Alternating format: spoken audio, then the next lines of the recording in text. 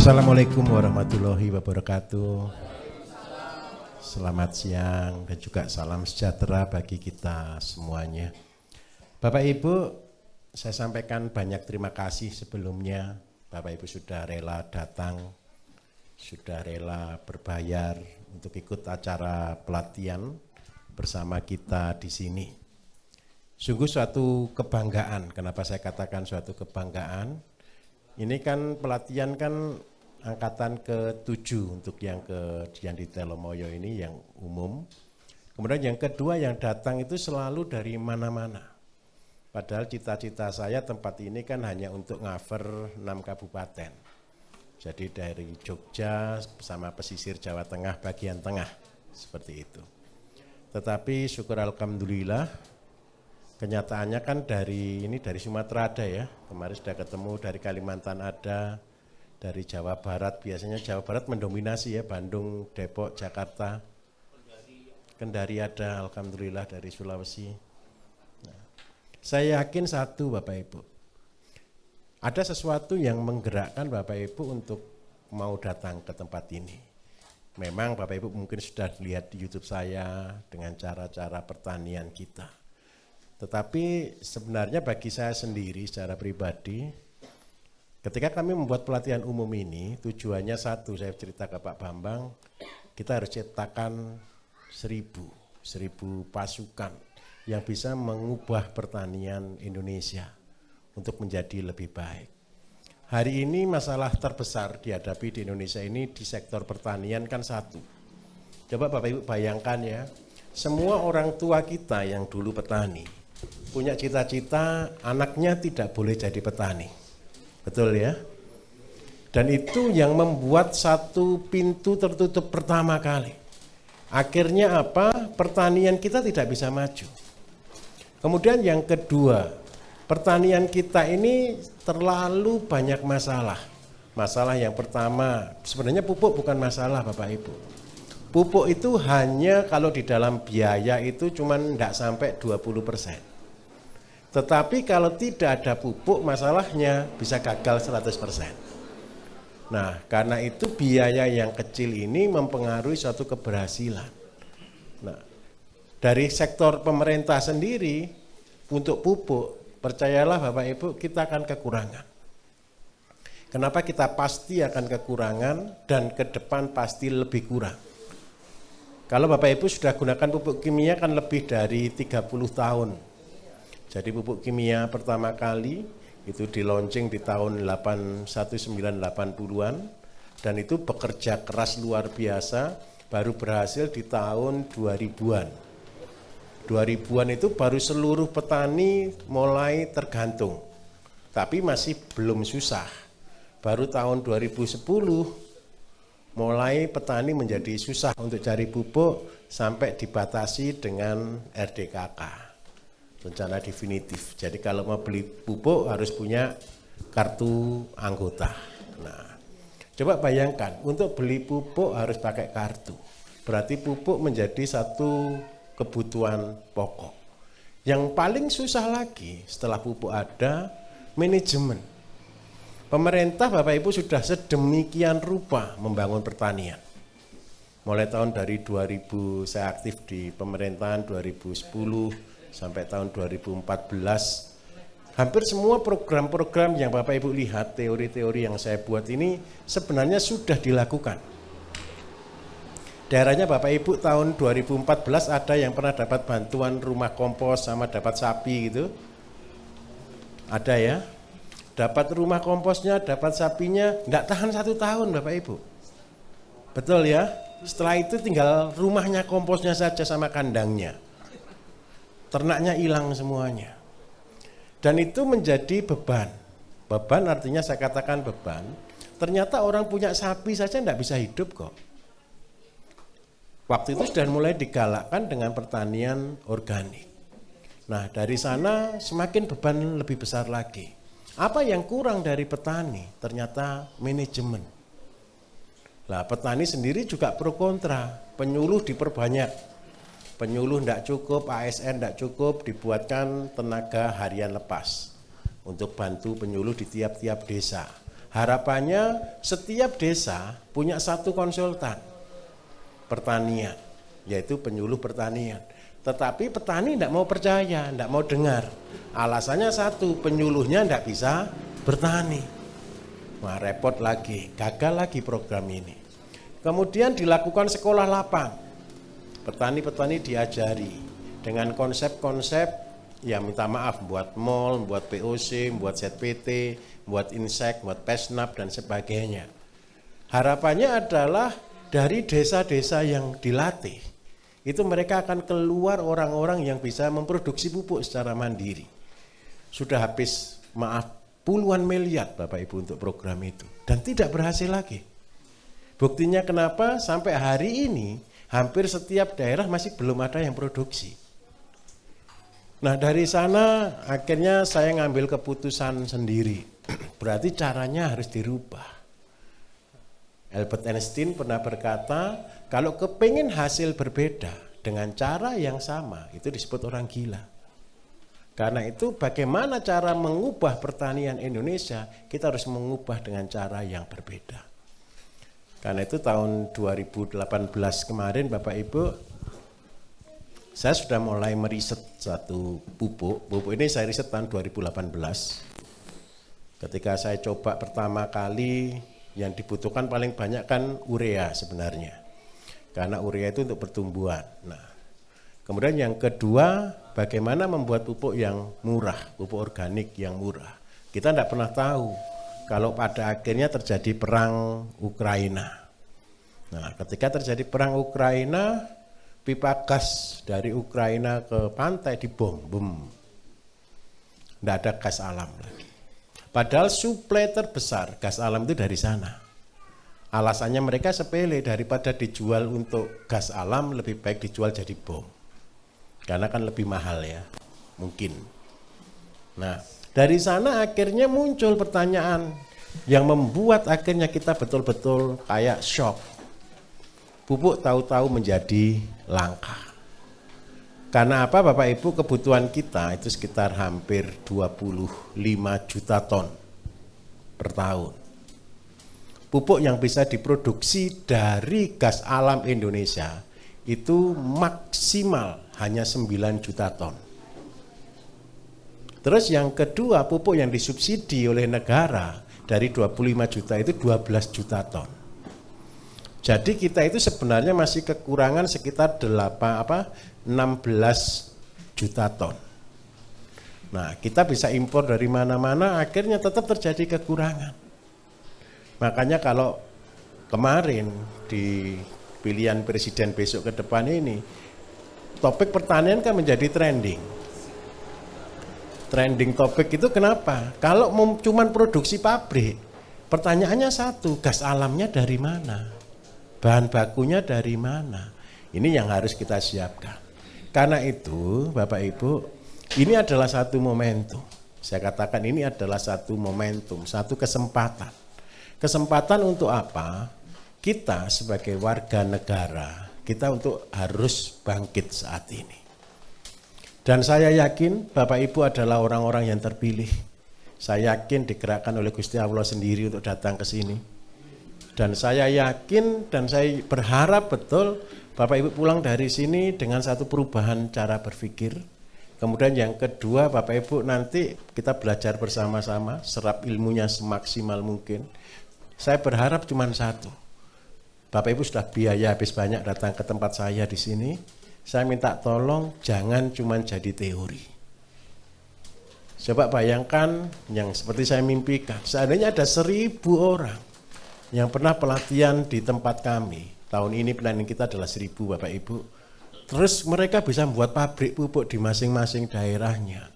Insya Allah ilmu ini akan segera menyebar. Kemudian yang kedua, untuk mengatasi kelangkaan pupuk. Dan yang paling penting lagi, level kedua adalah manajemen. Kita akan habiskan waktu sekarang sama nanti malam sampai besok.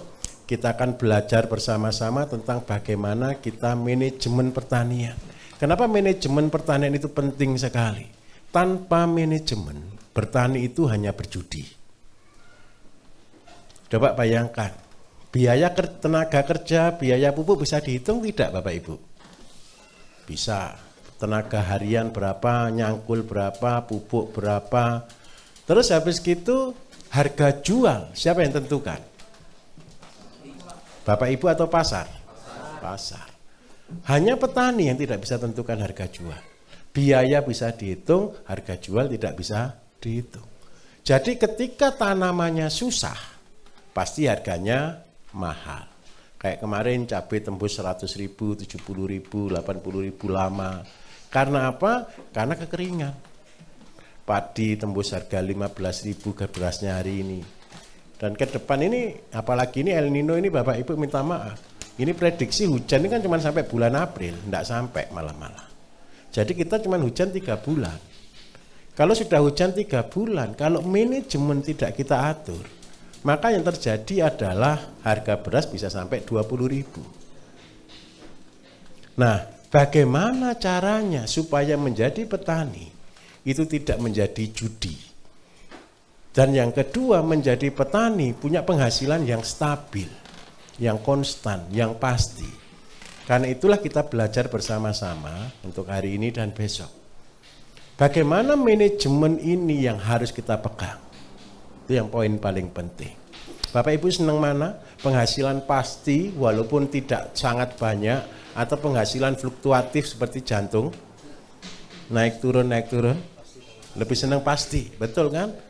Nah, kalau kita kepengen pasti, kita harus tahu namanya manajemen.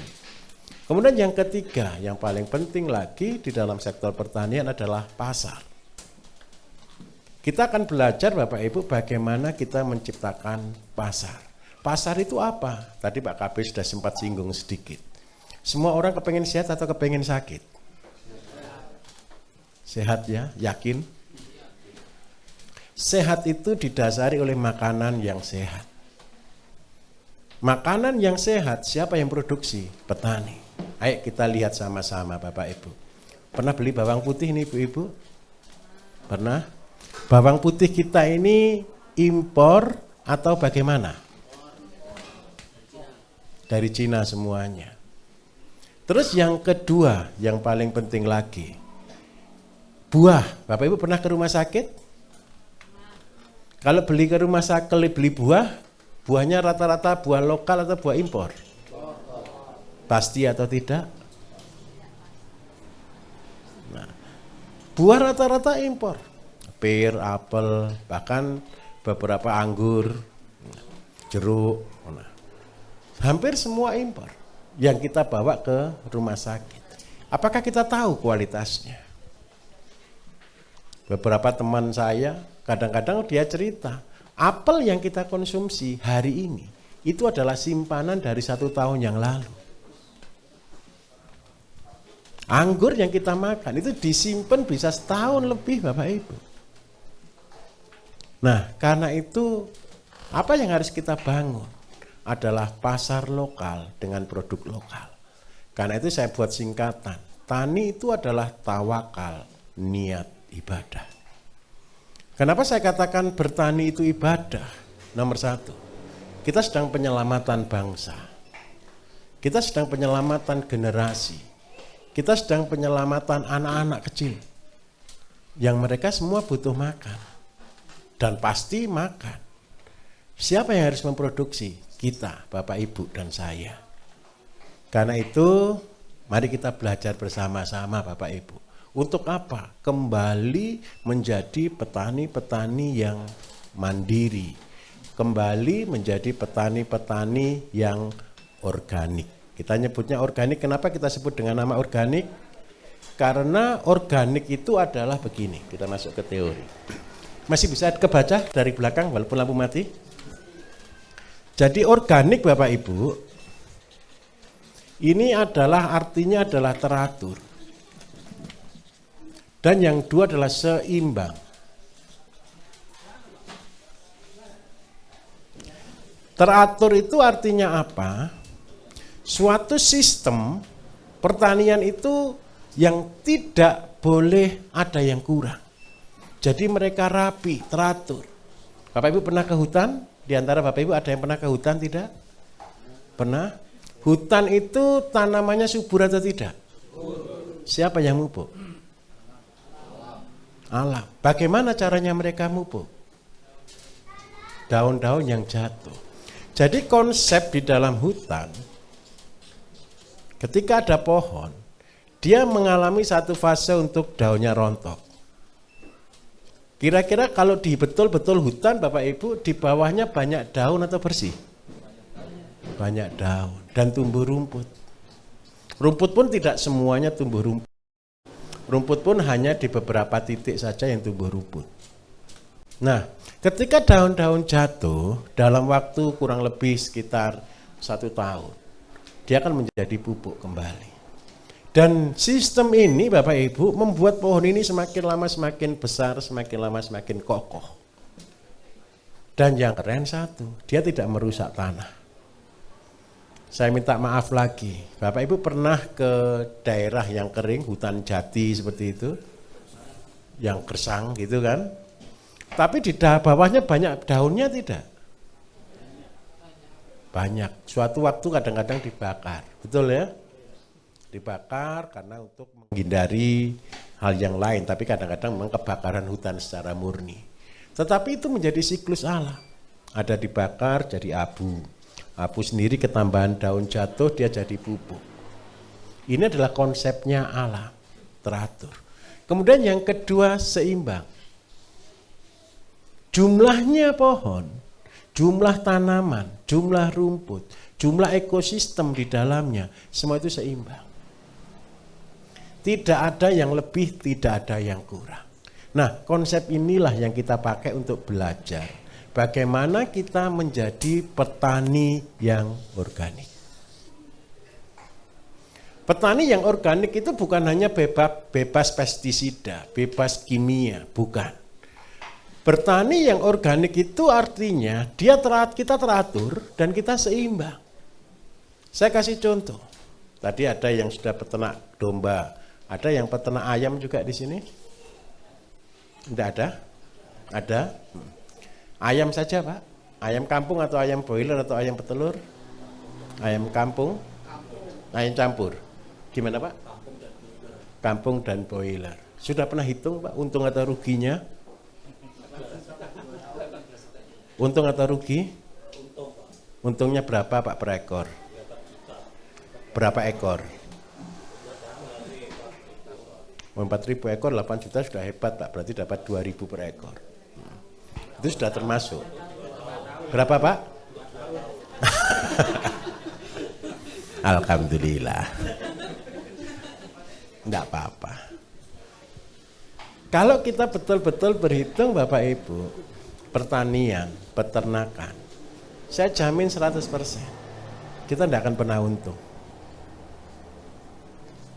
Saya jamin 100%, enggak akan pernah untung. Coba buat analisa usaha, ayam sendiri, kambing sendiri, bahkan tanaman sendiri. Itu enggak pernah untung. Pernah untung Pak, kalau pas waktunya untung.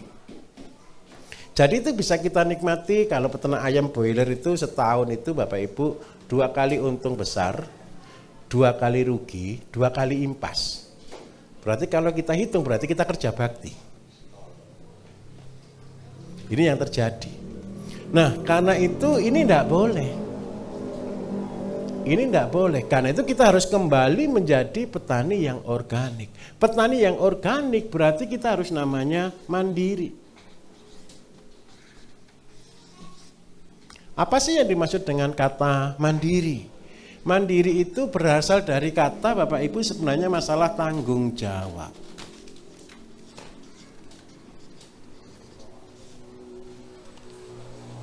Anak menikah ada batasan. Laki-laki usia 25 tahun, perempuan usia 20 tahun. Apa batasannya adalah mandiri. Mandiri itu bisa bertanggung jawab. Kalau masih anak kecil Bapak Ibu, bisa enggak dia mandiri? Belum bisa. Jadi mandiri itu perlu ilmu, mandiri perlu waktu. Yang dimaksud dengan mandiri itu adalah bertanggung jawab. Pertanian Bapak Ibu, kalau Bapak Ibu sudah sampai level bisa bertanggung jawab, Bapak Ibu sudah lulus. Saya yakin ini semua sudah bertanggung jawab, keluarga sudah semua, sudah umur, sudah semua bisa bertanggung jawab. Minimal juga sudah bisa mandi sendiri semuanya. Nah, tanggung jawab itu dimulai dari mana? Ini yang paling penting. Di dalam sektor pertanian, saya kasih contoh Bapak Ibu, ketika saya memulai pertanian. Saya dulu bertani mulai kecil, bukan kecil ya, mulai saya lulus, ya belum lulus SMA, saya sudah mulai bertani. SMA kelas 2 saya sudah mulai belajar bertani. Walaupun masih belum betul-betul pinter. Tapi saya sudah pinter bertani kimia itu ketika usia saya 17 tahun. Itu sudah jago, saya sudah bermain kimia. Masih baru-barunya cabai TW ya waktu itu ya, cabai-cabai dari Taiwan itu pertama kali masih masuk ke Indonesia tahun 90-an dan saya sudah tanam hektaran.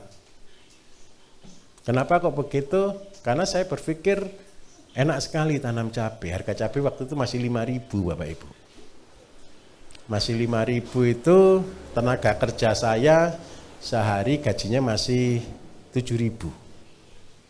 Tenaga kerja waktu itu 91. Ketika saya bertani sudah untungnya besar, pendapatan saya kotor per hari 1,5 juta. Gaji pegawai negeri 400.000 waktu itu. Jadi sebenarnya sudah cukup kaya waktu itu. Nah, tetapi yang heran satu, uangnya kemana saya tidak tahu. Cuma saya tambah sewa pertama 1/4, saya tambah setengah, 1, 2, sampai 3. Itu di tengah-tengah saya kuliah, sambil saya bertani. Tetapi ada satu hal yang tidak bisa saya kontrol. Benih masih beli, pupuk masih beli. Waktu itu saya masih belum berpikir tentang organik. Dan organik zaman itu bagi saya itu sesuatu yang susah. Kenapa kok susah? Kotoran sapi aja ngomposing aja 2 bulan. Kalau kita masih baru kita pakai untuk ngompos tanamannya kuning. Kena jamur lagi. Akhirnya kata-kata organik kita buang jauh-jauh. Dengan alasan terkontrol. Nah, dari sana Bapak Ibu saya tidak menyadari. Tanahnya tambah lama tambah rusak, pupuk yang saya beri harus tambah banyak dosisnya, obat-obatannya harus lebih banyak lagi. Terus yang kedua yang paling rusak adalah setelah kita tanami cabai pasti masalah. Akhirnya yang terjadi kita harus selalu pindah tempat. Nah, pada waktu itu ya namanya anak-anak ya, usia 17, 18 gitu ya tidak merasa berdosa Bapak Ibu. Pindah tempat itu dalam artian apa Bapak Ibu? Memindah apa kira-kira? Pindah penyakit. Itu ngeratakan penyakit ceritanya kita itu. Ada enggak di daerah Bapak Ibu yang tukang sewa tanah untuk tanam cabai, melon atau semangka? Banyak kan? Terus pindah enggak dia? Pasti pindah. Tidak di satu tempat, pindah lagi. Akhirnya yang terjadi adalah tanah semakin lama semakin banyak yang rusak. Dari sana akhirnya saya betul-betul berhenti ketika apa? Ketika uangnya saya tidak tahu kemana habisnya. Jadi dari sana saya simpulkan Bapak Ibu, pekerjaan kita itu belum tentu menjadi sumber hidup kita. Tetapi sumber hidup kita pasti dari rezekinya Gusti Allah, betul atau tidak kira-kira? Bapak Ibu setuju kita hidup dari rezeki atau dari kerja? Rezeki. Buktinya kenapa? Kalau tidak berkah, begitu dapat uang banyak hilang. Ada saja penyebabnya untuk hilang. Tetapi kalau kita berkah, saya tunjukkan lagi berkah itu bagaimana. Bapak Ibu yang anaknya petani murni ada enggak di sini? Dulunya petani murni ada enggak? Petani murni ya. Bapak petani murni bapaknya dulu. Minta maaf, bapaknya dulu kaya atau biasa? Coba bayangkan. Ilmunya petani masih zaman dulu loh Bapak Ibu. Bertani itu cuma cukup untuk makan. Bisa membelikan baju anak hari raya saja sudah bilang alhamdulillah. Betul atau tidak? Tapi yang hebat satu. Bisa bangun rumah. Bisa nyekolahkan anak-anaknya. Pertanyaannya, uang dari mana?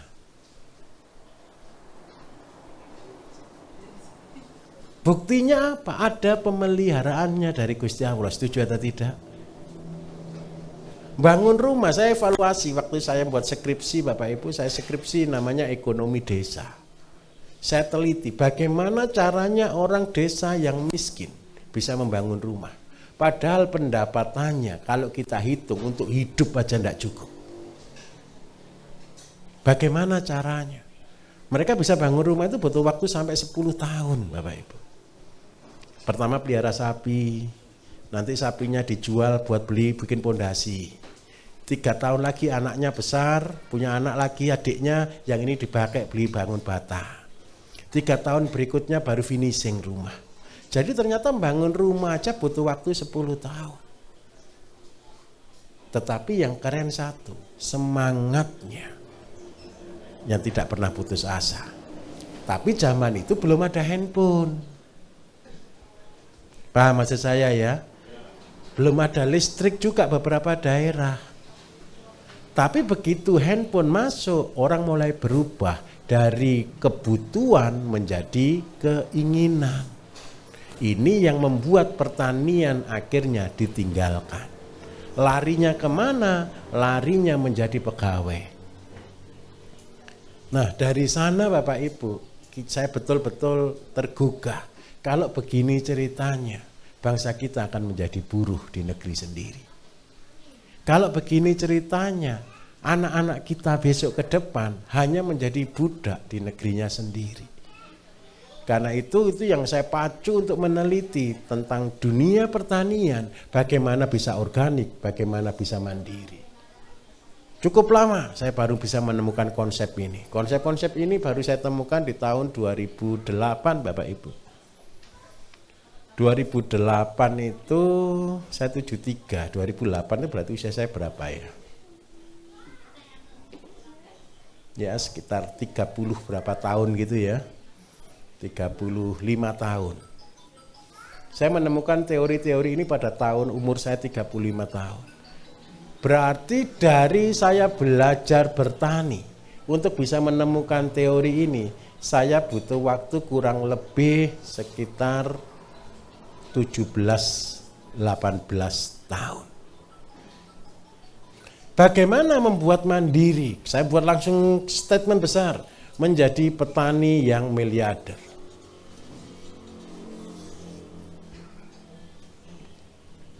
Jangankan orang lain Bapak Ibu, keluarga saya aja bilang konyol Bapak Ibu. Menurut Bapak Ibu, petani yang biasa, petani yang penghasilannya tidak banyak, untuk menjadi petani miliarder, mungkin atau tidak? Kemungkinan kecil, bahkan mungkin impossible, betul kan?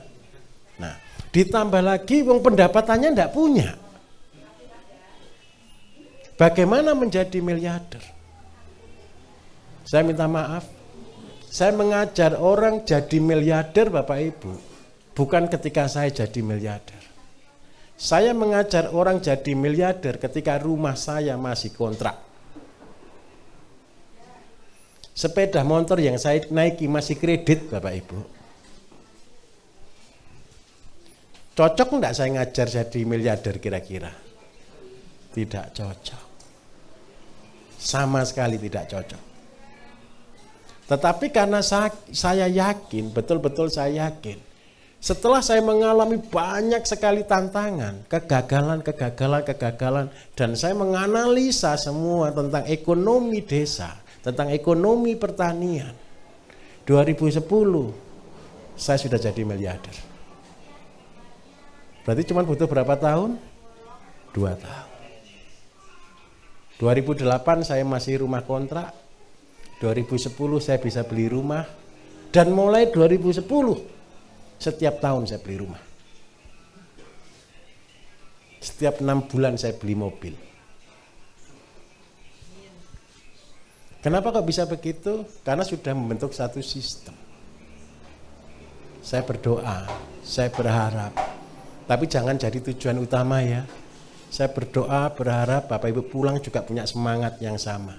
Jadilah miliarder. Setuju enggak kira-kira?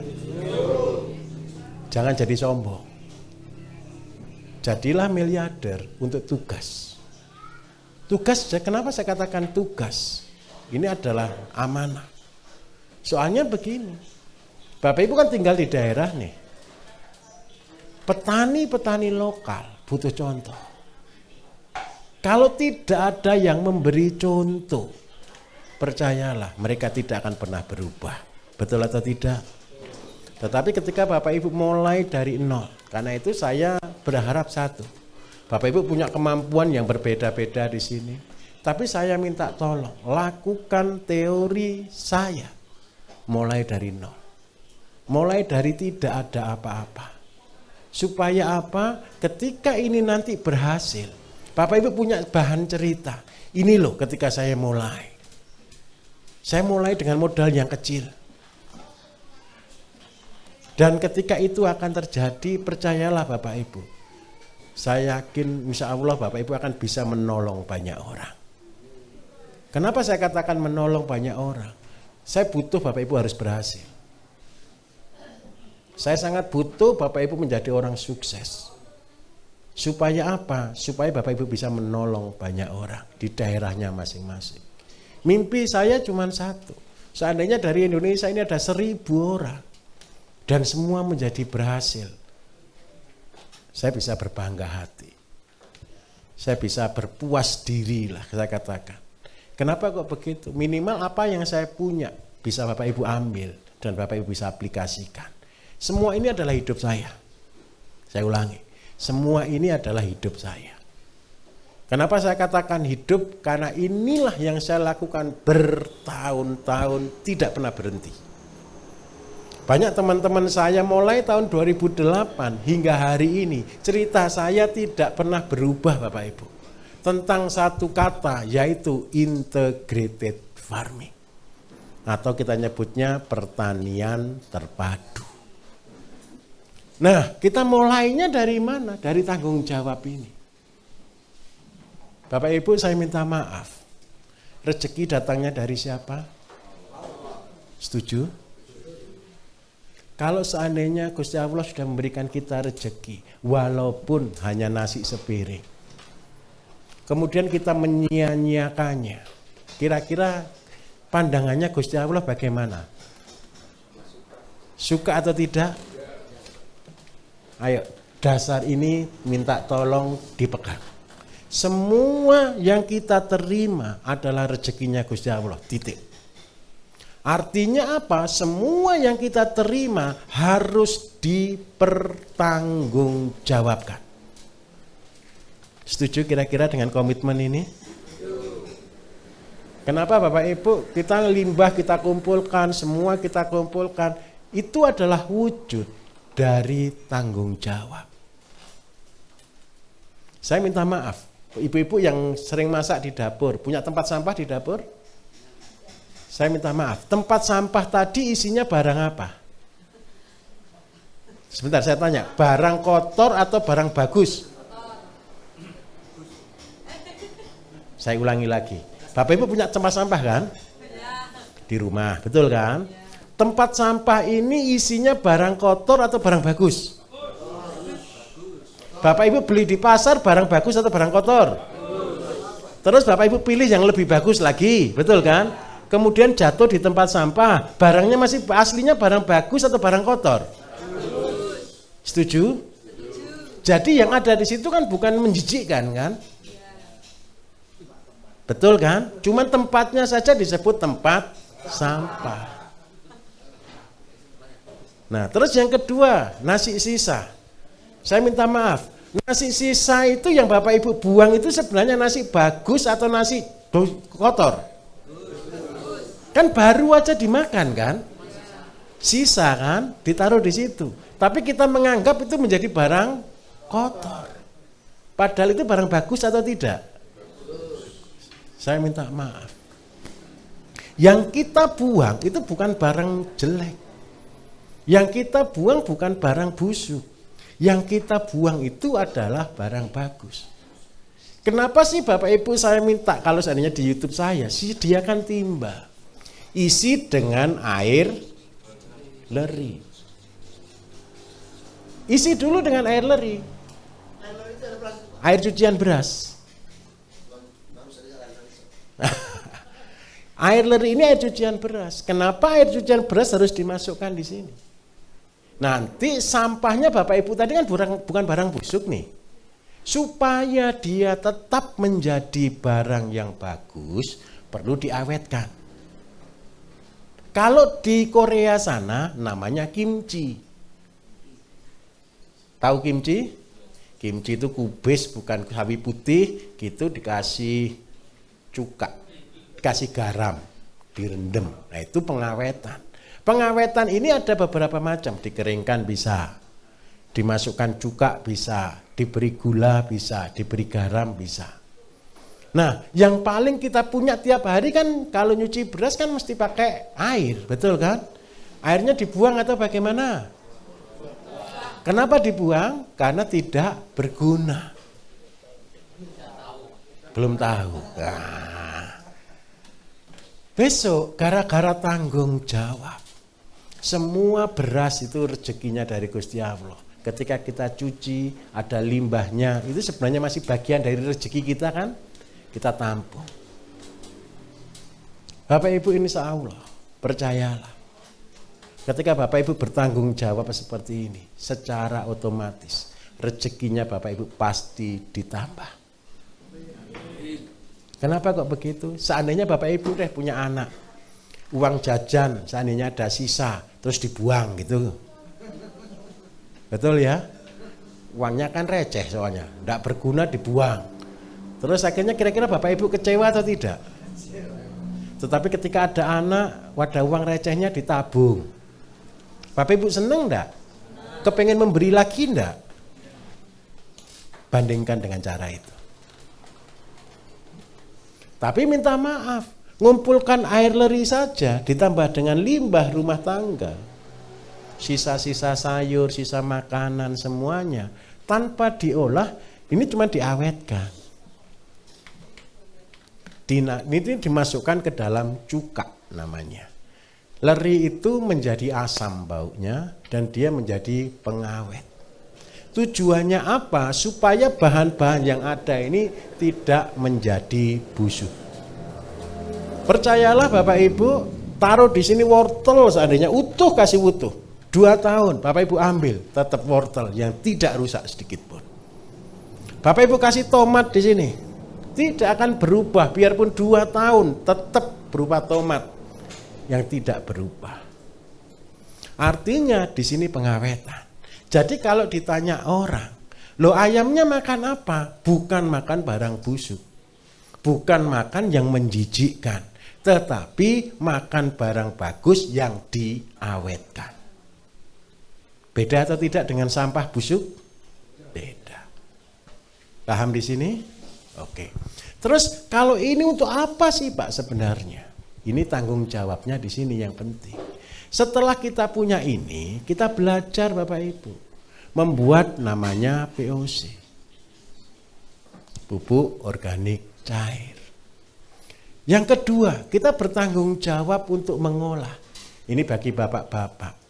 Tugas pertama kali bapak-bapak adalah bertanggung jawab untuk keluarganya. Setuju atau tidak? Kalau seandainya bapak-bapak kepengen beri uang, kepengen beri makanan, kira-kira uang yang halal dan makanan yang sehat atau makanan yang tidak sehat atau bagaimana? Halal dan sehat. Saya minta maaf. Kita harus berikan makanan yang sehat buat anak-anak kita. Karena itu saya minta tolong. Tujuannya kita buat pupuk untuk apa? Jangan mikir dulu dijual.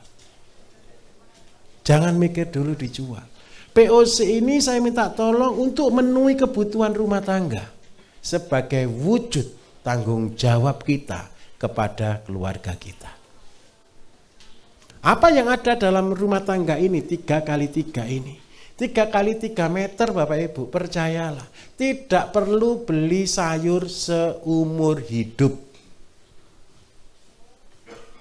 Ibu-ibu masak bayam itu paling banyak cuma 10 pucuk daun, kok betul atau tidak? Makan cabai kan enggak pernah kan makan 1 kilo kan? Ada orang saya senang sekali makan pedas Pak, percayalah enggak mungkin makan 1 kilo cabai. Paling banyak ya 5 biji, kan begitu aja. Jadi kita tidak perlu tanam cabai banyak-banyak, punya 3 sampai 5 saja sudah tidak selesai panennya.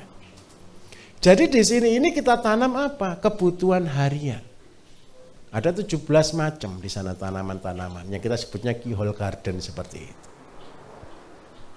Nah, tujuan dari awal ini untuk apa? Kita belajar bertani dan belajar bertanggung jawab untuk rumah tangga dulu. Terus yang kedua, saya minta maaf, hari ini anak-anak senang makan telur atau enggak kira-kira? Senang. Beli atau tidak telurnya? Beli. Ampas sisanya Bapak Ibu, limbah rumah tangga kan terbagi 2, ada yang padat, ada yang cair. Yang cair dijadikan pupuk organik cair, yang padat digunakan untuk pakan. Pakan paling gampang, pakan ayam. Saya membuat konsep menjadi miliarder dengan 10 ekor ayam plus 1, Bapak Ibu. Ditertawakan orang se-Indonesia. Jangankan orang lain, istri saya aja tertawa. Orang stres katanya. Benar atau tidak? Benar. Kenapa kok cuma 10 ekor? Karena waktu itu saya miskin. Karena waktu itu saya juga tidak punya tempat. Karena saya tidak punya modal. 10 ekor ini, terus yang kedua ini adalah limbah kita. Limbah rumah tangga kita yang kita olah. Tujuannya apa sih? Sepele, tanggung jawab. Anak-anak butuh makanan sehat. Kalau Bapak Ibu kepingin anaknya pintar atau tidak? Kepingin anaknya sehat atau tidak? Kita buat obat di dalam makanan. Bagaimana caranya? Kita buat jamunya. Jadi ayam dikasih jamu. Jamunya dari mana? Kita ini pelit, Bapak Ibu. Percayalah, saya cari hidup Bapak Ibu jadi orang pelit. Pelit sama tanggung jawab itu mirip sedikit ya. Pernah buat wedang jahe di sini? Setelah wedang jahe kan masih ada jahenya enggak? Jahenya diapakan? Nah, besok kalau habis buat wedang jahe dibuat jamunya ayam. Itu wujud tanggung jawab. Kalau Bapak Ibu kepengen supaya perutnya lebih bagus, buatlah rebusan dari temulawak supaya pencernaan bagus. Nah, kalau masak seandainya ada kunir dan sebagainya silakan ditanam sebagian untuk membuat obatnya ayam. Tujuannya sepele, supaya ayam kita sehat. Terus yang kedua, ayam ini sebagai apa? Ayam ini memanfaatkan limbah yang kita punya. Nah, ini saya cerita. Ini saya senang. Kalau Bapak Ibu kalau saya cerita gini pasti aman. Nggak ngantuk. Ayamnya kan Bapak Ibu pelihara nih. Ayamnya buang kotoran tidak? Pasti atau tidak? Pasti. Ayam punya kotoran. Kotoran ayam ini saya minta tolong Bapak Ibu, karena sebenarnya saya tarik lagi. Ayam tadi makan yang bagus, keluarnya telur, keluarlah daging. Ayam sendiri buang kotoran. Kotoran ini tugasnya Bapak Ibu, ini kan sampah, betul-betul sampah kan kalau kotoran kan. Kita olah supaya dia menjadi berkah. Tugas manusia itu adalah mengolah sampah. Syukur-syukur besok kalau Bapak Ibu sudah berhasil semua, di desa-desa banyak orang yang dianggap jadi sampah. Minta maaf, betul atau tidak? Sampah masyarakat. Mereka butuh hidup atau tidak Bapak Ibu? Kalau seandainya sampah terus dibuang, bukankah tugasnya ulama yang mengubah sampah menjadi berkah? Sebelum mengubah orang, saya minta tolong, ubah dulu kotoran betul. Nanti cerita ke dia, kotoran yang bau, betul ya? Kotoran yang dibuang, kotoran yang menjijikkan, kalau diolah itu loh jadi berkah. Apalagi manusia. Ke depan di desa-desa banyak pengangguran. Bukan lagi yang lulusan SD, SMP Bapak Ibu. Penganggurannya gengsinya tinggi, lulusan sarjana. Betul atau tidak? Saya minta tolong. Kalau mereka kita biarkan, bebannya kasihan, bisa depresi. Loh, gini loh Pak, kalau tidak sekolah nganggur masih wajar, betul atau tidak? Kalau sudah makan bangku habis banyak, terus belum bisa bekerja, minder atau tidak? Orang tuanya bingung atau tidak? Saya berharap Bapak Ibu yang jadi solusi ke depan. Kita kotoran ini kita olah. Inilah kita akan belajar nanti. Mengolah kotoran ayam, mengolah kotoran kambing, mengolah kotoran sapi untuk dijadikan berkah. Kenapa kok ini penting sekali Bapak Ibu? Ini adalah tingkat dasar. Dan wajib Bapak Ibu harus lakukan. Karena apa? Tingkat berikutnya hanya pelipat gandaan. Hanya pengulangan hal yang sama. Kalau Bapak Ibu sudah lulus di sektor ini, di bidang ini, yang di 3x3 buat tanaman bisa sebagus mungkin, secukup betul-betul luar biasa, bisa cukup untuk keluarga. Percayalah, ke depan ini mudah sekali turunannya ini. Untuk menjadi miliarder itu ini pondasinya. Sampai kapan pikiran Bapak Ibu akan berubah 100%. Ketika melihat sampah akan berkata ada berkah. Bapak Ibu ketika lihat rumput sayang. Terbuang, tidak termanfaatkan. Melihat kotoran berserakan sayang. Kenapa kok begitu? Kalau kita sudah tahu ilmunya ini, semuanya jadi mudah. Saya kasih contoh. Ada teori saya yang mengatakan limbah itu lebih mahal dari yang utama. Ini diprotes banyak orang saya Bapak Ibu. Sampah itu lebih mahal daripada yang Bapak Ibu makan.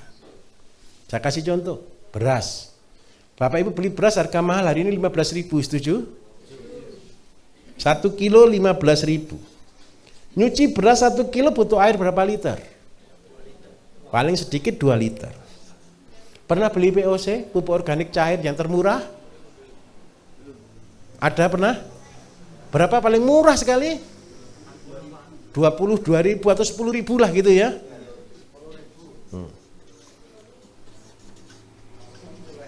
Mahal mana? Air beras yang Bapak Ibu buang atau berasnya?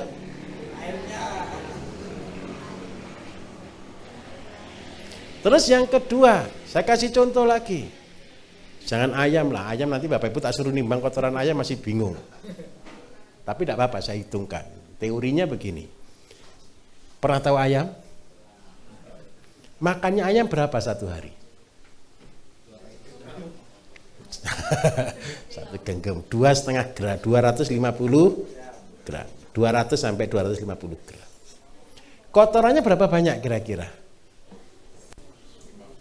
Enggak, ya tetap 250.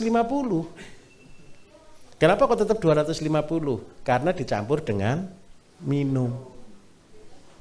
Betul ya? Kalau seandainya saya punya ayam 10, berarti pakannya habis berapa? 2,5 kilo. Kotorannya kan berarti 2,5 kilo. Betul kan? Nah, ketika kotoran ini kita olah Bapak Ibu, kalau 2,5 kilo itu agak susah kita. Kalau terlalu kecil, jangan 10 ya, 100 ya. 100 itu sehari 25 kilo, betul kan ya? Sehari 25 kilo. 1 bulan berapa kilo? Berapa kilo? Karena yang nggak percaya 1 karung. Berarti kalau 1 bulan berarti ketemu berapa?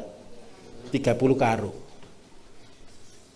Pernah beli kotoran ayam kalau yang punya kita Bapak Ibu yang sudah kita fermentasi, kita olah, kita jadikan kompos, 1 karung itu harganya 20.000. Berarti ini dikalikan berapa harganya? 600.000. Ini 1 bulan loh ya. Harga ayam 100, 1 bulannya sudah penghasilan 30 karung, 1 karung 20.000, betul ya 600.000. Oke. Ini ya betul, 600.000. Nah, Bapak Ibu kalau 600.000 ini kita olah Bapak Ibu, lebih mahal mana kira-kira? Ayamnya atau kotorannya kira-kira? Bagaimana cara ngitung? Coba bayangkan. Ada yang punya kandang boiler enggak di sini? Kalau jumlah kecil saya malah bingung hitungnya. Boiler Pak ya. 4.000 ekor. Berarti FCR 2 berarti 3,5 kilo 4 kilo berarti pakan 8 ton Pak ya. Pakan 8 ton berarti kotorannya kurang lebih sekitar 300-400 karung Pak ya. 300 karung. Baik. 300 karung. Bapak pelihara yang 4.000 kalau seandainya untung 1.000 kan berarti 4 juta Pak ya. Itu standar. 1.000 itu standar pelihara ayam boiler. Fair ini Bapak Ibu. 300 karung kalau saya olah, saya jual 20.000 dapat berapa?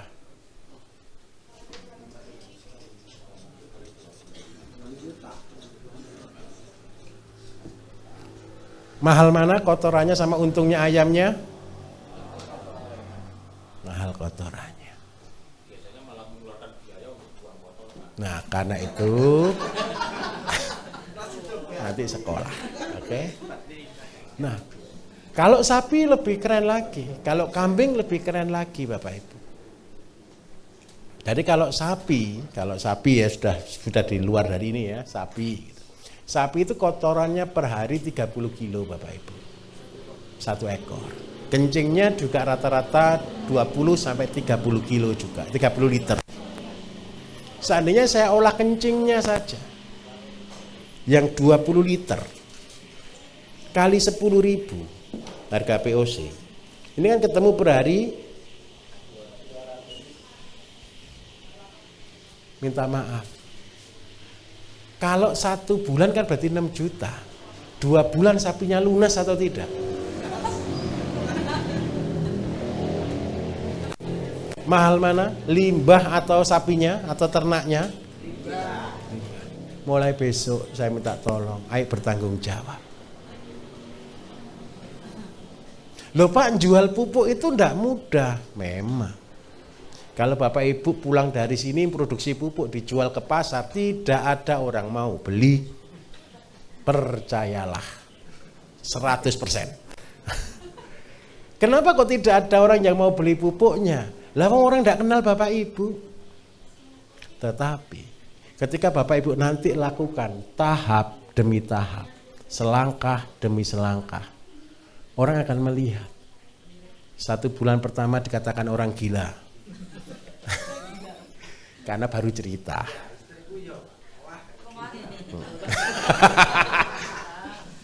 Jangan dilanjutkan nanti malam ya.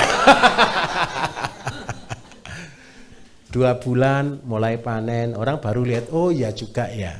3 bulan, 4 bulan, 5 bulan, 6 bulan, orang baru trust, orang baru percaya. Jadi kalau saya dulu mulai membuat ini Bapak Ibu, 3 tahun baru saya bisa jualan pupuk. Saya ulangi ya, saya berdoa Bapak Ibu kan tidak perlu sampai 3 tahun bisa jual pupuk, betul ya? Saya saja yang sudah 3 tahun. Sebagai korban. Bagaimana? Kenapa? Karena belum tahu caranya.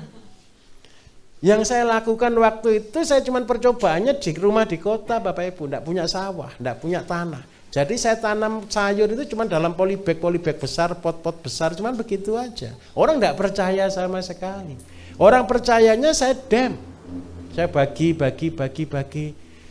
Panen pertama biarpun bagus orang enggak mau beli kok. Oh bagus, cuman gitu aja. Coba lagi, betul enggak? Coba lagi. Tahun kedua juga sama. Oh bagus juga, oh iya bisa ternyata gitu. Tahun ketiga lama-lama malu juga mereka. Baru mulai beli. Tapi skenarionya berubah. Dulu saya jual kotoran sapi, kencing sapi ini saya modifikasi. Harga pertama 2.500 Bapak Ibu. Tapi ya wajar ya, ini 10 tahun, 15 tahun lalu. 2008. Terus habis itu tahun berikutnya dinaikkan jadi 5.000. Tahun berikutnya lagi kita naikkan jadi 10.000. Tambah enggak laku Bapak Ibu. Terus akhirnya saya Pak Bambang itu ganti harga Pak. Berapa? 100.000. Percaya enggak? Timbunan 3 tahun habis dalam waktu setahun. Saya dapat uang 2,5 miliar. Dari sapi 7 ekor. Kalau begitu lebih mahal sapinya atau kotorannya? Kotorannya. Dari sana saya bisa panen pupuk. Sudah tahu caranya. Kalau awal belum tahu caranya, isinya rugi Bapak Ibu. Orang tua saya itu menteri kesehatan di desa. Setiap hari telepon saya ini sekolahnya ekonomi. Dikatakan gini, kamu tuh gak bisa berhitung atau gimana gitu loh. Gaji karyawan aja untuk beli sapi cukup tiap bulan. Lah ini gimana ceritanya? Saya bilang begini, saya mau bilang ke orang tua, kan orang tua ya, enggak enak juga. Saya mau ngomong kalau saya saja mundur untuk mengajari petani. Lah bagaimana dengan petani? Habis atau tidak kira-kira Bapak Ibu? Pasti habis. Kelas saya sebagai pengajar yang ngajari orang jadi miliarder di sektor pertanian, terus pelihara sapi, terus mundur. Kan ditertawakan banyak orang. Tapi ya enggak berani ngomong ke orang tua ya, cuma diem gitu aja. Terus dimarahi diem gitu aja. Tapi doa ini enggak berhenti Bapak Ibu. Gimana caranya? Sampai akhirnya saya tekadi sudah. Saya rumah beda dengan orang tua jarak sekitar 25 kilo. Saya tekadi sudah, saya duduk itu kandang sapi 3 hari berturut-turut. Saya lihat dari sapi ini apa yang untung dari sapi ini. Dan pasti berhasil. Untuk sapi beranak pasti berhasil atau tidak? Belum tentu. Sapi menjadi gemuk pasti gemuk atau tidak? Belum tentu. Yang pasti cuma satu, makan sama buang kotoran. Sudah. Karena itu yang saya pikir buang kotoran itu saya tampung. Orang gila loh Bapak Ibu, bayangkan sapi 7 saya tampung itu dapat 50 ton. Kenapa kok berhenti di 50 ton? Tempatnya habis, tandonnya habis. Saya beli drum-drum itu sampai penuh. Kalau Bapak Ibu lihat di YouTube saya, sapi Pak Bayu di Ningrat itu belakang itu isinya drum-drum itu semua. Dan yang keren nggak laku Bapak Ibu. Coba orang tua saya tambah marah atau tidak? Ini apa-apaan gitu. Tapi saya tetap percaya pasti bisa. Setiap tahun saya inovasi, saya rubah. Terus akhirnya saya rubah, saya bukan jadikan itu menjadi POC, saya rubah itu menjadi nutrisi. Dan teman-teman juga agak ekstrim juga. Jangan dijual murah Pak, orang Indonesia itu senang yang mahal-mahal. Kalau dibeli murah itu katanya murahan, kalau dibeli mahal katanya bagus. Padahal kan konyol. Akhirnya lah dijual 100.000 dan keajaiban terjadi. Setahun 50 ton itu habis Bapak Ibu. Dan yang keren kalau beli inden. Tanya Pak Bambang. Ya Pak Bambang ya. Kalau beli inden. Sekarang sampai begitu. Keren. Kenapa kok bisa begitu? Karena 1 hektar cuma butuh 2 liter. 1 hektar cuma butuh 2 liter. Tapi tenang, Bapak Ibu belum belajar ini. Nanti kalau Bapak Ibu sudah pinter bisa sendiri. Mulai dari tahap awal. Ini saya motivasinya dan ini realitanya. Dari sanalah akhirnya ternak saya menjadi banyak Bapak Ibu. Bukan karena saya kepingin berternak banyak, tetapi terpaksa menjadi banyak. Karena itulah saya membuat teori namanya terpaksa jadi kaya. Siapa yang mau terpaksa jadi kaya? Karena itu satu, jangan pernah kepingin menjadi kaya. Karena kepingin menjadi kaya, kita akan ketemu dengan banyak masalah. Tetapi percayalah, terpaksa sajalah jadi kaya dan saudara akan berbahagia. Enak kan kalau bilang ke orang, saya itu tidak mau kaya, cuma terpaksa saja jadi kaya. Keren kan? Keren. Kenapa kita tidak mau jadi kaya? Kita cuma bertanggung jawab kok. Kita ngalir. Kita ngalir. Ngalirnya dari apa? Dari apa yang ada. Konsep saya Bapak Ibu di dalam integrated farming ini penting sekali. Pak Bambang jam 3 di info ya. Jam 3 di info praktek. Jam berapa sekarang? Kok cepat sekali?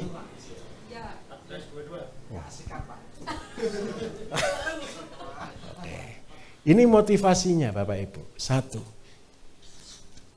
Jangan mengada-ada. Tapi apa yang ada.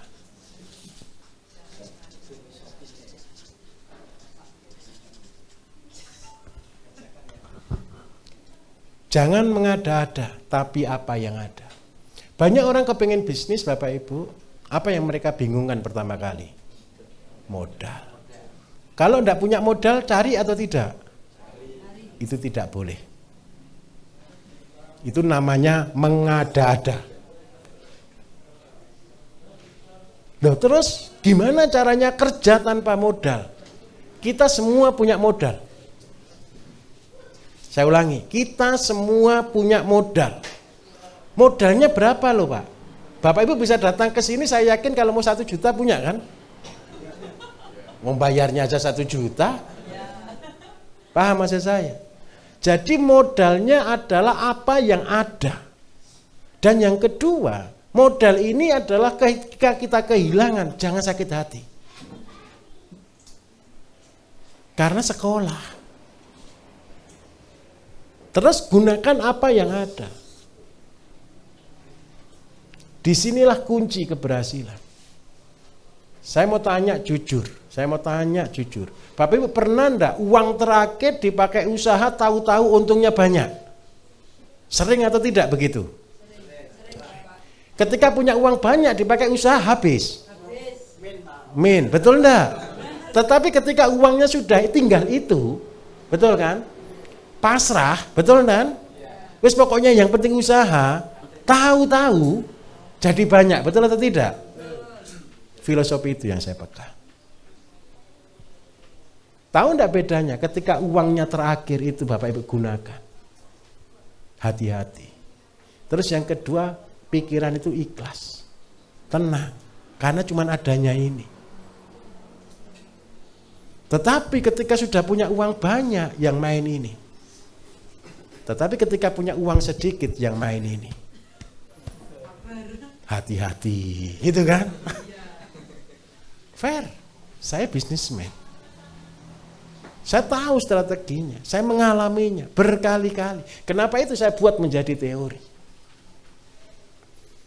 Saya dulu ketika membuat pabrik-pabrik Bapak Ibu, saya katakan buat pabrik. Bapak Ibu nanti kepengen buat pabrik atau tidak? Harus. Pabrik itu tidak perlu modal. Pabrik itu terpaksa punya pabrik. Mau terpaksa punya pabrik? Dan harus. Kalau Bapak Ibu betul-betul bertanggung jawab dan mau melakukan skenarionya bertahap, jangan tergesa-gesa. Biar orang lain katakan kok enggak kenceng-kenceng kapan hasilnya, jangan pedulikan orang bicara. Berjalan saja. Yang penting kuat mijaknya. Mijak kuat itu artinya apa? Kita dengan apa yang ada, hati-hati dan ikhlas. Saya dulu buat pabrik Bapak Ibu, pabrik obat yang nilainya miliar. Itu modal saya cuma 50.000. 50.000 bisa enggak untuk buat pabrik? Buat papan namanya enggak cukup Bapak Ibu. Tetapi dari uang 50.000 itu benih. Saya membuat obat pertama kali. Saya mau tanya buat Bapak Ibu, obat itu yang penting pabriknya atau obatnya yang berkualitas? Jadi yang saya buat bukan pabriknya, yang saya buat dulu obatnya. Saya buat ramuan, saya buat. Pertama bisa jual tidak? Tidak. Saya bagi-bagikan. Ada yang cocok 1-2, karena nama itu saya hanya nolong orang saja. Ngobati orang. Ada orang akhirnya cocok, naruh di bawahnya meja, di bawahnya taplak gitu ya. Ada 50.000, ada 100.000. Uang kecil tadi saya putar lagi buat obat. Dulu buat cuma 5 liter. Dengan modal 50.000. Akhirnya jadi banyak. Akhirnya Bapak Ibu, saya juga pernah kejebak. Waktu itu saya butuh uang itu terus terang butuh uang 12,5 M. Untuk membangun tempat pelatihan di Mojokerto. Akhirnya gara-gara obat saya laku. Ini ya, Bapak Ibu perhatikan. Gara-gara obat saya laku, saya bisa menentukan harga. Betul kan? Akhirnya saya punya cita-cita, ada satu ruangan, masih belum punya pabrik Bapak Ibu. Saya ruangan kamar kosong di rumah. Saya isi barang-barang herbal, obat waktu itu. Nilainya kalau saya hitung total 12,5 miliar. Dari uang 50.000. Yang keren satu. Setelah ini penuh, tidak ada yang beli satu pun. Fair. Saya juga bingung, kenapa kok tidak bisa jualan obat lagi gitu. Hampir 6 bulan, 7 bulan saya tidak bisa jualan obat. Terus akhirnya waktu itu baru saya sadar, ya saya berdoa, ya ndonga, ya tobat Bapak Ibu. Salah berpikir. Akhirnya wis pasrah lah. Membuat training center, membangun pelatihan itu, saya ini orang konyol, orang bodoh Bapak Ibu. Dari kecil cita-cita itu saya cuma bangun training center ini sebenarnya. Sekarang sudah ada di Mojokerto. Dulu cita-citanya membangun cuma habis 12,5 miliar. Sekarang sudah nilainya sudah banyak ya. Tanahnya aja 6 hektar. Nah, sudah puluhan lah ya nilainya. Tapi saya dulu cuma berawal dari sini. Cita-cita saya pokoknya membangun tempat pelatihan pertanian dan peternakan. Ini isinya babak belur padahal saya ini. Ngajari orang menjadi petani. Tetapi Bapak Ibu, uang ini tidak pernah saya terima. Gara-gara apa? Gara-gara obat saya tidak laku. Tapi akhirnya suatu hari ada ketemu, akhirnya boom, sudah bisa buat pabrik. Sudah miliatan sudah. Itu sejarahnya. Tapi uang ini sebenarnya saya cuma butuh untuk apa? Bangun namanya training center. Ya seperti inilah.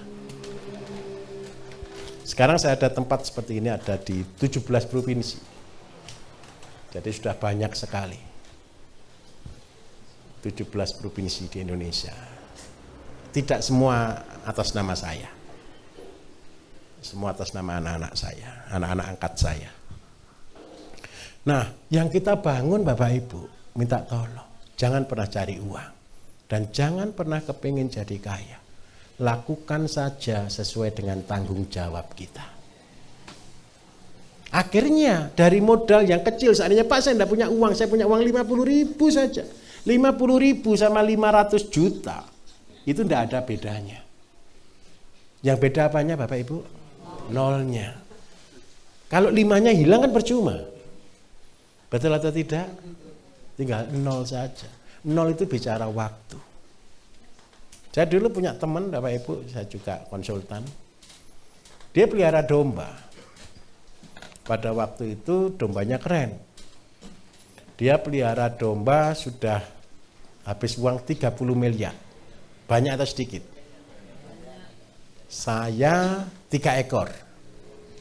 Banyak mana kira-kira? 30 miliar atau 3 ekor? Tapi sayangnya satu, 30 miliar uang utang. Saya 3 ekor uang sendiri. Saya tajak bilang ke dia begini, Pak, kita lihat ya 6 tahun ke depan kambingnya siapa lebih banyak. Logika Bapak Ibu, dia sudah awal 3.000 ekor murni. Sama saya cuma 3 ekor kambing kacang. Harusnya lebih banyak mana? 3.000 atau 3? 3.000. Tapi saya mau tanya, punya 3.000 masalahnya banyak atau sedikit? Banyak. Kalau seandainya terserang penyakit, nyebarnya cepat atau tidak? Cepat. Biaya operasionalnya banyak enggak? Banyak. Sama 3 ringan mana? Ringan 3. Tetapi percayalah, setelah 6 tahun 3 ini jadi ribuan. Yang 1.000 enggak ada. Jadi 0. Kenapa kok begitu? Usaha itu jangan dilihat awalnya, tapi ketekunan kita yang membuat kita menjadi besar. Usaha itu hanya benih saja. Nanti kalau Bapak Ibu belajar pelihara kambing 1 ekor, saya minta tolong ya, lakukan 1 ekor. Jangan mentang-mentang Bapak Ibu punya uang, kalau punya uang simpen di bank. Lupakan kalau punya uang.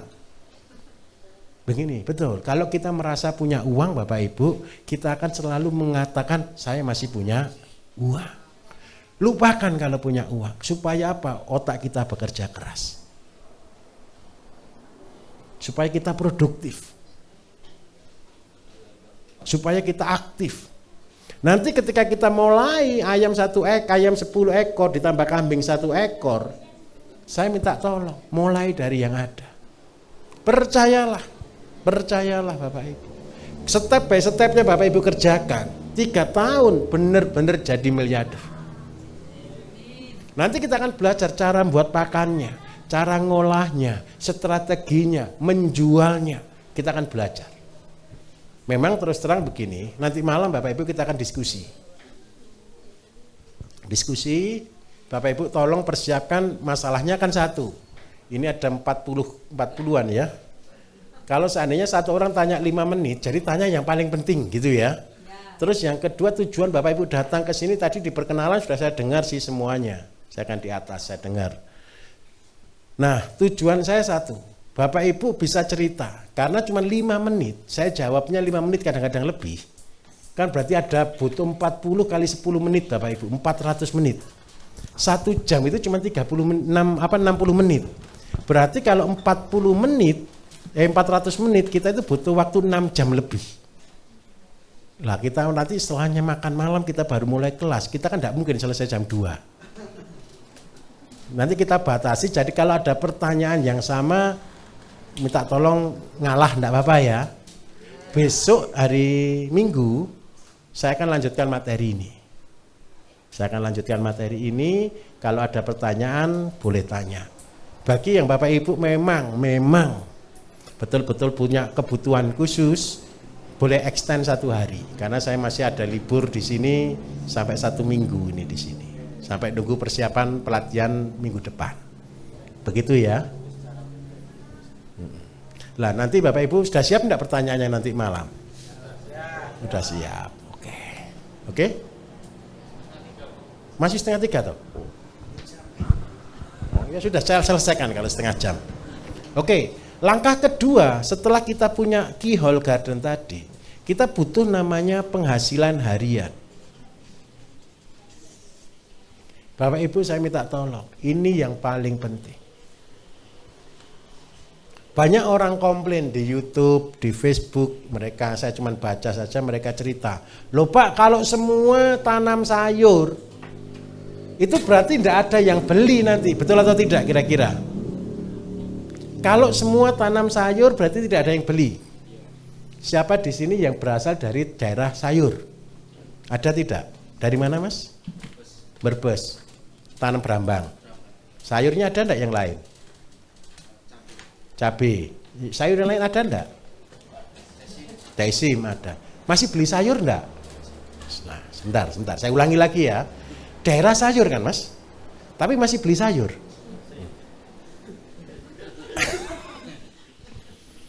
Bapak Ibu begini. Kenapa penghasilan harian ini penting? Penghasilan harian itu mecah telur Bapak Ibu. Kita harus bisa mencetak punya penghasilan harian. Penghasilan harian itu berarti berurusan dengan namanya pasar. Kita tadi kan punya ayam 10 nih. 10 itu berarti setiap hari kita punya kotoran ayam 2,5 kilo. Kotoran ayam 2,5 kilo dicampur dengan POC kita jadikan pupuk. Tidak perlu luas-luas, 300 meter saja. Jadi sehari kita punya pupuk 2 liter ditambah 2,5 kilo. Berarti punya 4,5 kilo.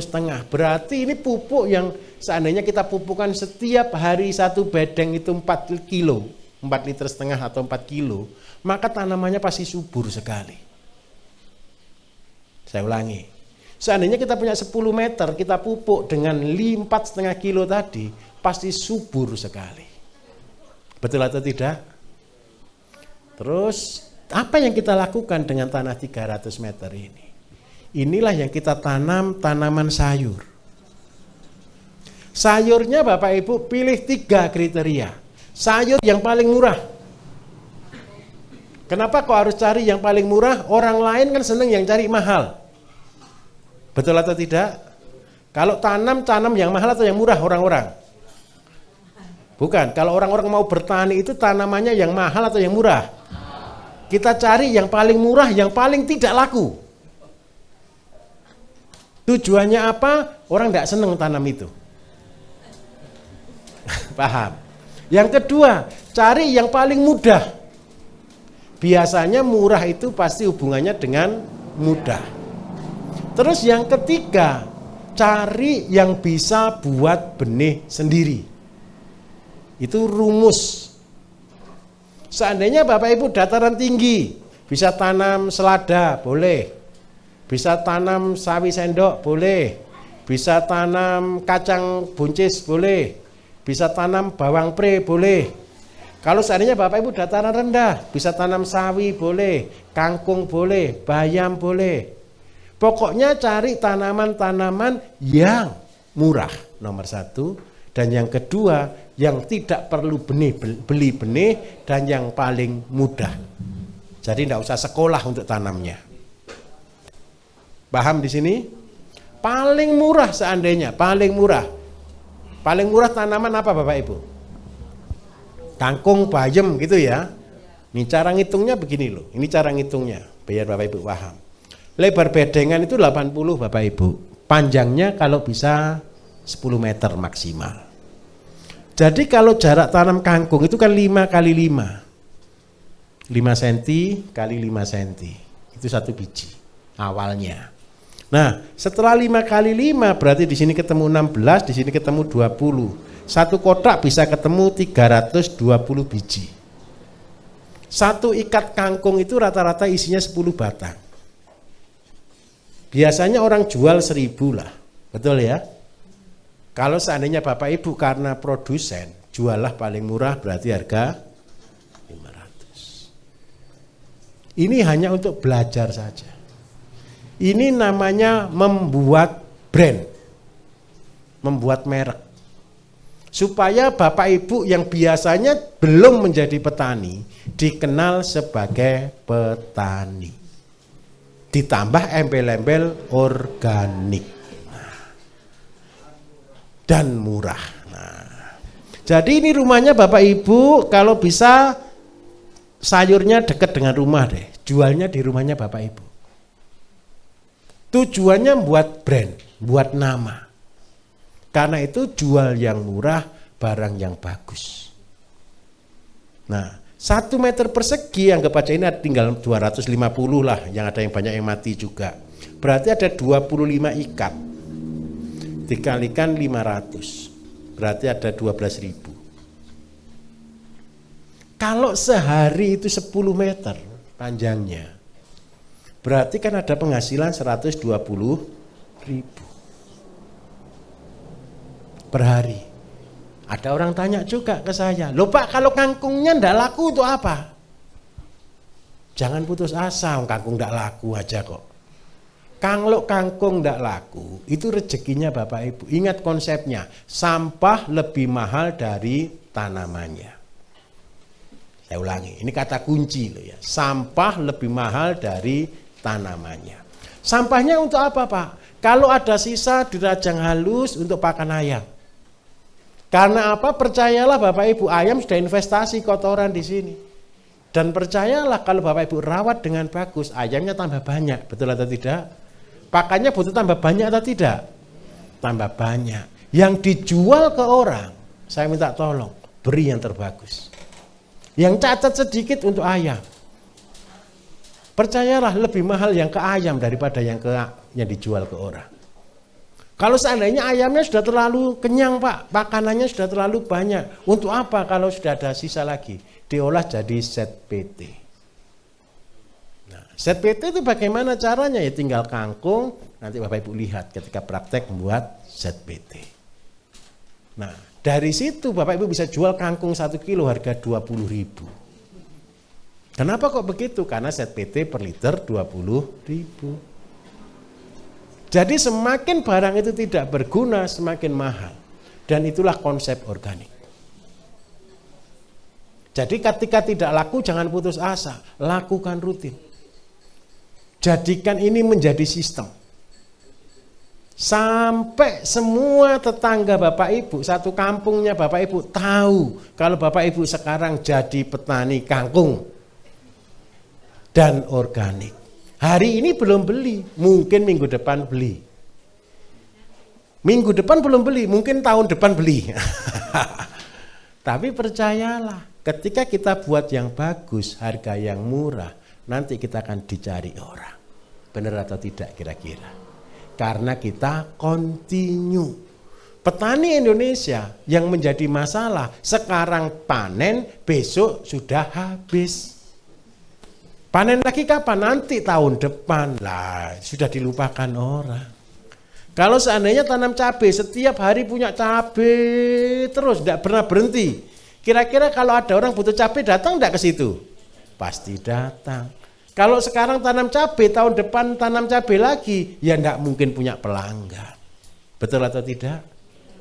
Yang dibutuhkan untuk menciptakan brand, menciptakan merek, menciptakan nama kita adalah kontinuitas.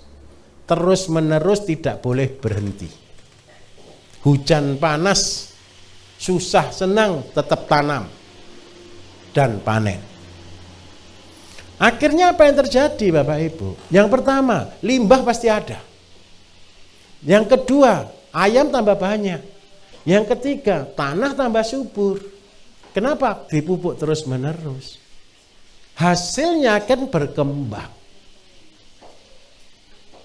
Setelah level ini naik ke level berikutnya, namanya 1005. Ini yang Pak KB tadi sampaikan. Mulai sudah punya deh, ayam punya, kambing punya, ikan punya, sayur punya. Syukur-syukur Pak, saya mau mandiri betul. Padi punya boleh. Pernah tanam padi, bayangkan tanam padi di kota gitu. Kita sebenarnya Bapak Ibu kalau cuma kepengen kebutuhan rumah tangga kita itu hanya butuh 200 sampai 300 meter persegi. Itu sudah tidak butuh beli beras seumur hidup. Seumur hidup Pak, tapi terus ditanami ya, maksudnya jangan ditanam sekali terus nanti seumur hidup, repot kita nanti. Habis dipanen, jerami kalau tidak punya sapi, jerami diolah jadi kompos, kompos dikembalikan lagi. Terus seperti ini terus menerus, sawahnya tambah lama tambah bagus, kualitasnya padinya lebih bagus, hasilnya lebih meningkat, sudah kualitasnya akan sangat istimewa, sudah seperti pertanian di Jepang. Kalau berasnya Bapak Ibu sudah betul-betul full organik yang diolah dengan cara terus-menerus ini, beras ini tidak mungkin harga 20.000 lagi. Orang makan rasanya, orang cium aromanya, wah beras spesial. Dan cita-cita saya sepele kok. Seandainya Bapak Ibu ya, seluruh rakyat di Indonesia ini punya sawah sendiri, punya sayur sendiri, punya ayam sendiri, punya kambing sendiri, pokoknya handphone semua dimatikan dulu deh. Kira-kira bahagia enggak kira-kira? Ada enggak yang namanya kemiskinan? Yang membuat kita miskin gara-gara punya handphone dan punya supermarket Bapak Ibu. Handphone itu kan isinya supermarket semuanya. Mau beli apa-apa tinggal klik, nah tagihan tahu-tahu datang. Itu yang menghabiskan uang kita. Ayo kita produktif dulu, ayo kita kuat dulu. Sumbernya ditata dulu. Walaupun kita tetap butuh handphone. Untuk apa handphone ini? Untuk kita mulai menjual apa yang kita punya. Mudah atau susah di sini? Mudah. Supaya tidak stres, kita akan praktek dulu. Santai. Sampai ketemu nanti malam lagi. Oke, kita akan praktek Bapak Ibu di kolam renang, ya. Saya minta maaf tempat di sini sangat terbatas, tanahnya cuma kecil sekali. Jadi praktek aja di dalam kolam. Saya minta maaf sekali.